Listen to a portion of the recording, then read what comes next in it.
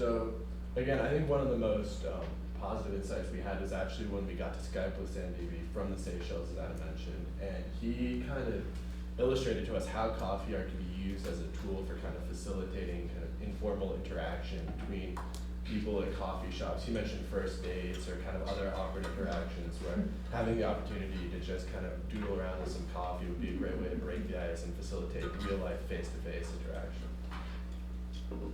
So coffee art is really easy, it's really fun, it's cheap, and it's really unique. So you only need three things. You need paper, a tool to paint with, and coffee. You can experiment with loads of different shades of coffee by using different concentrations and different roasts, so it's a lot of fun, and anyone can do it really. So the event we are proposing is going to take place all day on a Sunday, and we're going to have a table put up in 10 pizza stores to start with, where customers can come and go if they please and paint a picture for your friend, write a message for your hot date, paint one yourself if you want, just have a lot of fun with coffee. So we've already talked about how this event would address some of the needs within the community, but it also addresses some of the needs within Pete's Coffee as a whole. Three of the main things are social media, the experience of coffee, and the consumer base. Furthermore, this event, it will solve each one of these issues, but they also kind of all work together to make each one better overall. So while our event Coffee is Art really aligns with all of Pete's values, as you can see in our executive summary, in the sake of time, we're going to focus on authenticity and community. Art has always been a way for humans to express themselves in a real and genuine way.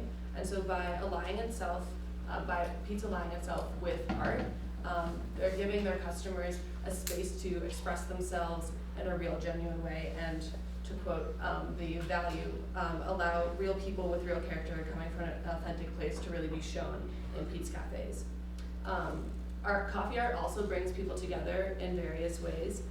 In a time when we spend so much of our time behind screens, coffee art really brings people together and gives them an opportunity that is really needed to be creative with one another. So in terms of social media, we chose to focus on Instagram because we thought this would be the best platform because there's such a big user base and coffee art is such a visible experience.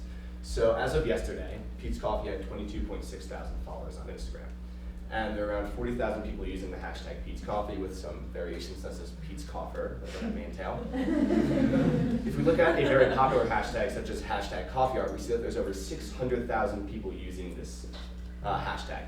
This is reflective of the millennials' desire to take cool photos of their coffee and post them on Instagram. So this is an extremely popular thing to do. So if we can get people into the stores with this coffee art event and get them to tag Pete's Coffee in their location or do a hashtag Pete's Coffee, such as what Sam Deeby does in the Instagram page Coffee Quill. That's actually how we found him, was through the hashtag Pete's Coffee. This would give Pete's Coffee free publicity, free advertising. It would increase Pete's Coffee's social media presence, and it would give Pete's Coffee, it would associate Pete's Coffee on Instagram with all these lovely paintings that people have done. In terms of finance, this is actually a pretty low cost event. We assumed the trial run in 10 stores, and the entire event would be free except for if you want to buy your own coffee to drink for yourself. So if you have any questions about it, we'd be happy to answer. It's also on the back of the executive summary. So we hope you like our idea. It's a little out of the ordinary, but we think it could be a really effective way of fostering that sense of community at Pete's Cafes. First at the 10 trial stores and then across the nation, hopefully. So if you have any questions, please feel free to ask. I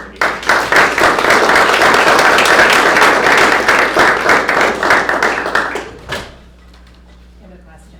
How would you guys measure success in the first 10 stores and figure out whether to do something differently or expand it to different stores? So there's a couple ways. One would be you could look at how many followers they got on Instagram. Obviously, if there's an increase in revenue and the overall consumer base. We thought really like a very easy way to look at it would be looking at the hashtag Pete's Coffee or coffee art, seeing how many of those people are from the coffee art, are from our coffee art event. What do you see people doing with the art that they create? So that's actually a really interesting question. In our budgeting for the event, we actually include watercolor paper with the Pete's logo and kind of an Instagram logo, encouraging people to take pictures of their art and post them online with the hashtags. So you're kind of using social media as a way to form your brand, as opposed to simply just advertising it for social media, fostering kind of like an overall more healthy image. So when we spoke to Sam Deavy, he mentioned that people write poetry or write notes to each other. It's not just art, you can draw obviously, but you can do many things with coffee art. And we thought that when this expands, or maybe in the trial run, you could have a wall where you can post, like put up your art to give that local vibe that Pizza Wood strikes for. Thank you.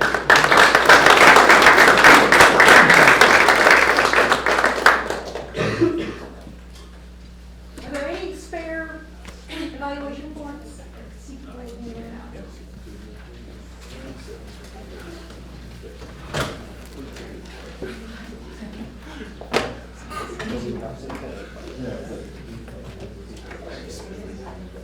I have 2 here, 2 for sale.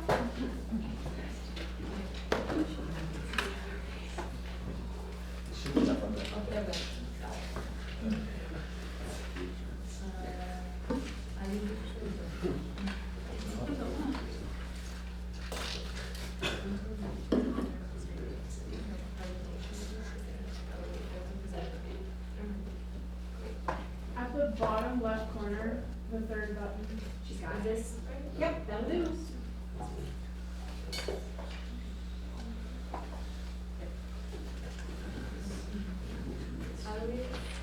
Sorry, I'm not sure this. Is it showing? Oh, perfect. It's different.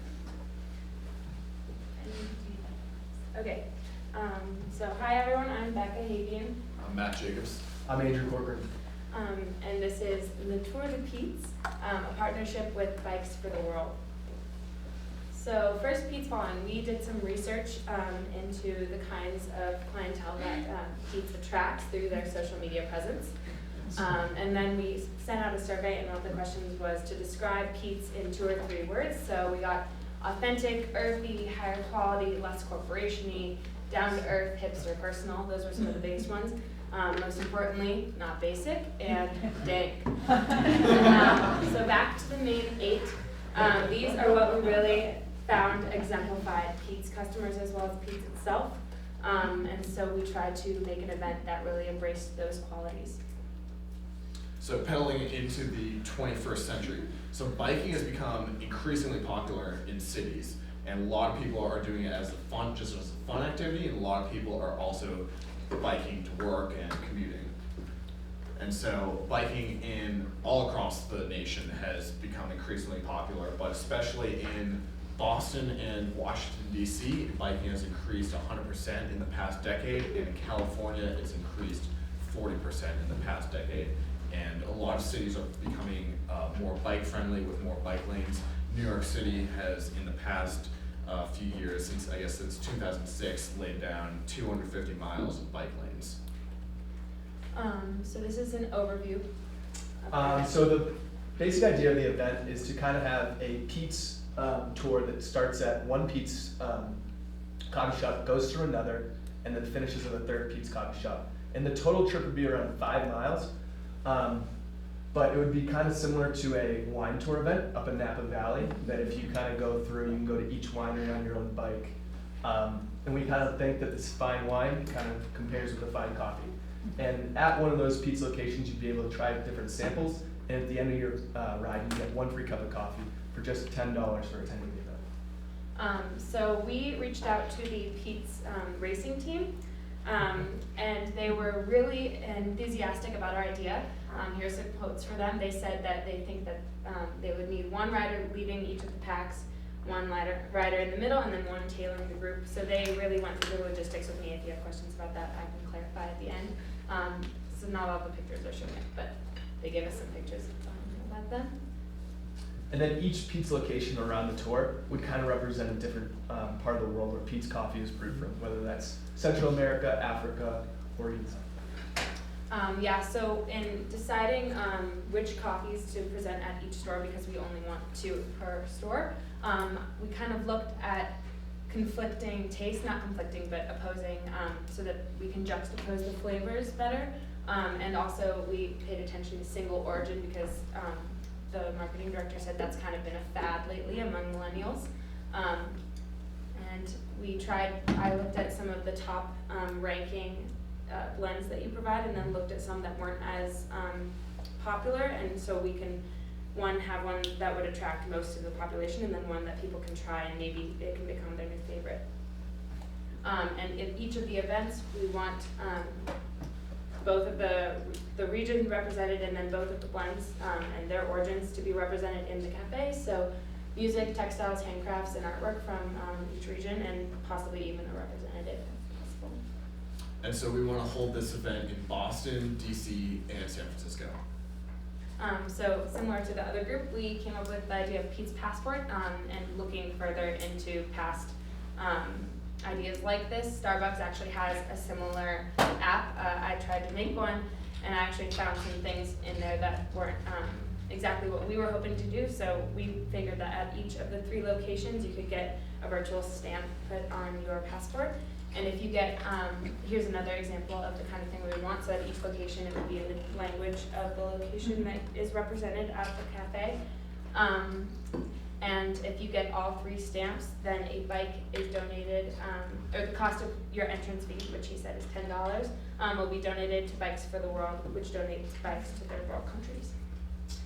How do we bring people to this event? I think you got to incentivize people to come through the Pete's Mix Reward VIP program, whether that's a commemorative mug or maybe a redeemable coupon. And we've seen through our studies, our own surveys, that that's a very effective way of showing that. In terms of our survey, we had an average age of 26, which is the exact demographic of the millennial. And through that survey, we found that we asked, would you join a Pete's loyalty program if it meant you were able to receive some benefits to that program? And overwhelmingly, we found that people would definitely join that program. And then we asked, how much do you really care about the sustainability of your purchase? And once again, clearly, overwhelmingly, over 90% of the people said that there was some level of care in the sustainability of their purchase. And then finally, how often do you base your purchasing decisions on the sustainability of the actual brand? And once again, overwhelmingly, people care about that immensely. And so we asked people whether or not they'd be interested in doing a bike tour, and a lot of people were potentially interested. Almost 70% of people were interested in doing this bike tour, which is really great. So we asked some professionals for their opinion. Zoe Maduris, who's a family friend of mine, she worked at Pete's for 16 years as the training department manager, and she was there when she was a barista when there were only 9 stores. Can you do like 10 more seconds? Okay, 10 seconds? and basically Rachel Kirk, who works at Jamba Juice, they all thought that this bike tour idea is really in. These were just some things that we figured would change the idea of what Pete's is. Some people find it as exclusionary because Peatniks are really into Pete's, and we thought that this bike tour, because so many millennials are into it, would be really inclusionary and change the idea of Pete's. Okay, These are you logistics. actually need to finish. Thank you. I know.